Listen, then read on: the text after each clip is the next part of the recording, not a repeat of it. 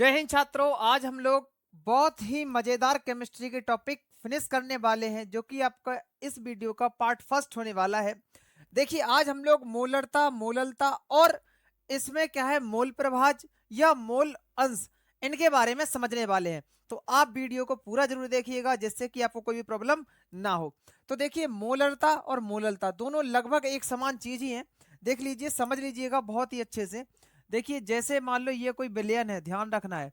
जैसे ये मान लो कोई एक बिलियन है, बिलियन समझते हो, मिश्रण। ये क्या है? कोई मिश्रण है, समझ रहे?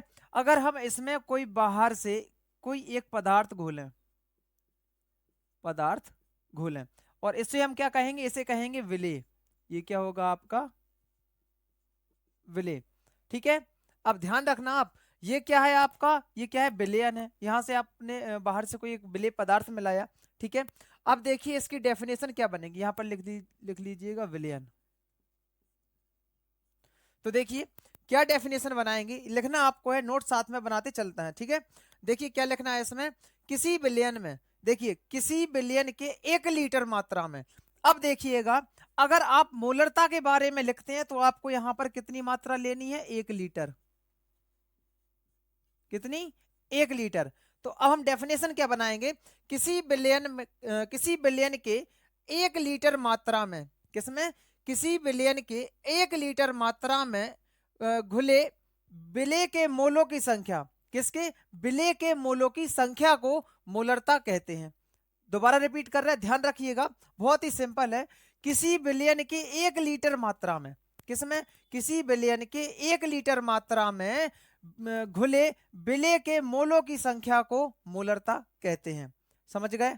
अब देखिएगा, ये तो हो गई आपकी मोलरता की। अब इसका थोड़ा सा हम सूत्र भी आपको बता दे रहे हैं कि किस प्रकार से लिखेंगे। देखिए, मोलरता को हम व्यक्त करेंगे एम से, या डायरेक्ट नाम लिख लो मोलरता। मोलरता, इसका सूत्र क्या हो जाएगा? इसका सूत्र हो जाएगा आपका विलेय के मोलों की संख्या, विलेय के मोलों की संख्या बटे, और नीचे क्या होंगे आपके? यहां पर होंगे बिलियन का आयतन, क्योंकि यहां पर क्या है? लीटर में, बिलियन का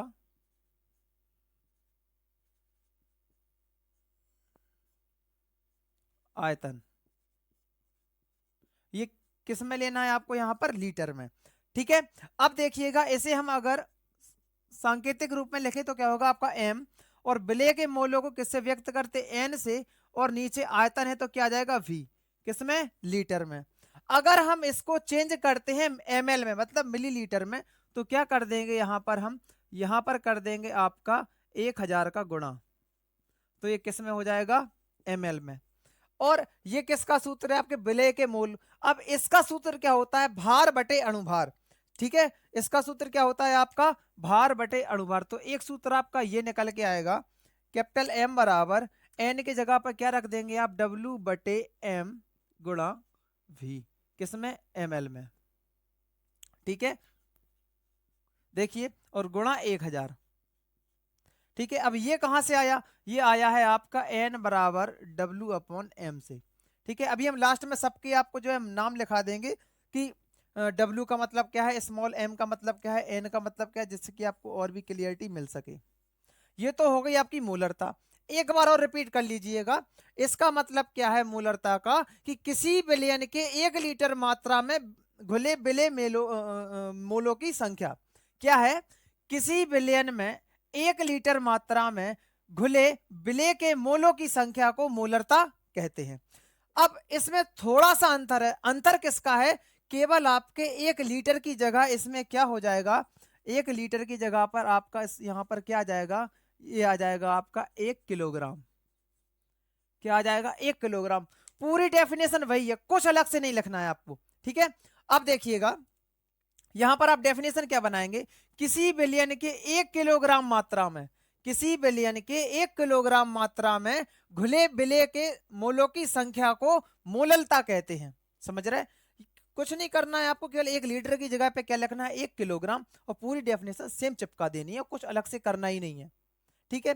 अब यहां पर आप सूत्र देख लीजिएगा, सूत्र क्या होगा आपका? यहाँ पर आपका जो सूत्र हो जाएगा वो होगा मोललता बराबर, यहाँ पर क्या थे आपके विलेय के मोलों की संख्या, सेम रखना है।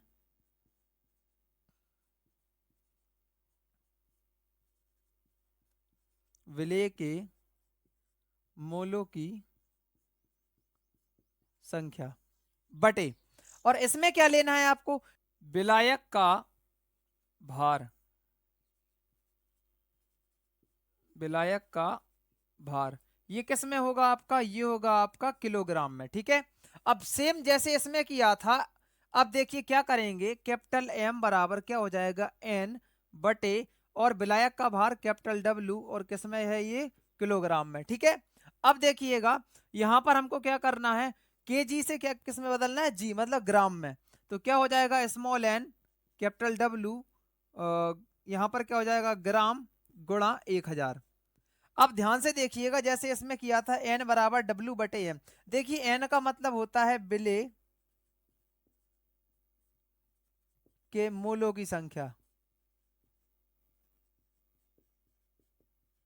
ठीक है, स्मॉल एन, और इसके बराबर में सूत्र क्या होता है, भार बटे अणुभार, मतलब विलेय का भार बटे विलेय का अणुभार। ठीक है, ये आपका स्मॉल एन बराबर क्या होता है, सूत्र होता है। अब देखिएगा तो यहां पर क्या हो जाएगा, एन बराबर डब्ल्यू बटे एम। अब यहां पर जब हम एन का मान रखेंगे तो क्या हो जाएगा, कैपिटल एम बटे क्या हो जाएगा डब्ल्यू बटे स्मॉल एम गुणा डब्ल्यू इंटू जी गुणा 1000। ये आपका क्या हो गया, ये आपका सूत्र हो गया। ठीक है, किसका हो गया, ये मोललता का, और ये वाला किसका हो गया, मोलरता का। अब देखिएगा इसमें इसमें समझते हैं कि यहां पर एम क्या है, डब्ल्यू क्या है, कैपिटल डब्ल्यू क्या है, समझ रहे हैं। अब इनकी हम लोग क्या लिखते हैं, मानों के नाम लिखते हैं। जैसे स्मॉल एन अभी हमने बताया ये क्या है, विलेय के मोलों की संख्या, की संख्या। ठीक है, और यहां पर आपका small N sorry small M, ये क्या है, ये है यहां पर क्या, विलेय का अणुभार। ठीक है, और यहां पर स्मॉल डब्ल्यू क्या है, ये है आपका विलेय का भार, विलेय का भार, और यहां पर कैपिटल डब्ल्यू क्या है, ये है आपका विलायक का भार। ये क्या था आपका यहां पर, विलायक का भार, विलायक का भार। ये जो आपके जो यहाँ पर क्या थे मान थे, वो यहाँ पर हमने लिख दिए हैं। ये मोलरता हो गई, ये मोललता हो गई, दोनों ही आपको बहुत ही अच्छे से समझ में आ गया होगा। तो आप चाहो नोट कर लो या फिर स्क्रीनशॉट ले लो, सबसे अच्छा होता है कि आप साथ में ही जैसे हम आपको बोले तो साथ में नोट करते चलें। ठीक है, तो चलिएगा अब आइए चलते हैं यहाँ पर जो है मोल प्रभाज और मोल अंश के बारे में समझते हैं। ठीक है, नोट कर लीजिएगा। तो आइए अब हम लोग समझते हैं मोल अंश या मोल प्रभाज के बारे में, बहुत ही सिंपल भाषा में। देखिए यहां पर हमने एक मिश्रण लिया है, ये क्या है, एक मिश्रण है जिसके दो घटक हैं, कौन कौन से, ए और बी। अब देखिएगा इसमें क्या करेंगे, किसी मिश्रण में किसी घटक का मोल प्रभाज, चाहे हम ए का निकाले या बी का, उस घटक के मोलों की संख्या मतलब एन ए, यहाँ पर ये क्या है और यहाँ पर एन बी क्या है, मोलों की संख्या एवं कुल घटकों के मोलों की संख्या के अनुपात के बराबर होता है। मतलब किसी का हमें अगर मूल प्रभाज निकालना है तो उसके घटकों की संख्या उसके मोलों की संख्या एवं उसके कुल घटकों, मतलब ए है बी है सी है डी है, कितने भी हो सकते हैं, कुल घटकों के मोलों की संख्या के अनुपात को उसका मोल प्रभाज कहेंगे। ठीक है, ये दोनों आपके अलग अलग के लिए फॉर्मूला होगा, ये ए के लिए ये बी के लिए, यहाँ पर कोई भी आपका यौगिक दिया रहेगा, समझ रहे। अब देखिए एक्स ए का मतलब क्या है, यहाँ पर ए का मूल अंश है या मूल प्रभाज, एक्स बी का मतलब क्या है, यहाँ पर बी का मूल अंश या मूल प्रभाज, एन ए का मतलब क्या है, ए के मोलों की संख्या, एन बी का मतलब क्या है, बी के मोलों की संख्या। ठीक है, ये आपका मूल अंश या मूल प्रभाज खत्म हो गया है। अब ऐसे ही मजेदार टॉपिक के साथ नेक्स्ट वीडियो में हम लोग मिलते हैं। तब तक के लिए जय हिंद, जय भारत। और ऐसे ही इंपॉर्टेंट टॉपिक के लिए हमारे चैनल को सब्सक्राइब जरूर कीजिएगा, और ये आप नोट कर लीजिए या फिर स्क्रीनशॉट ले लीजिएगा। जय हिंद, जय भारत।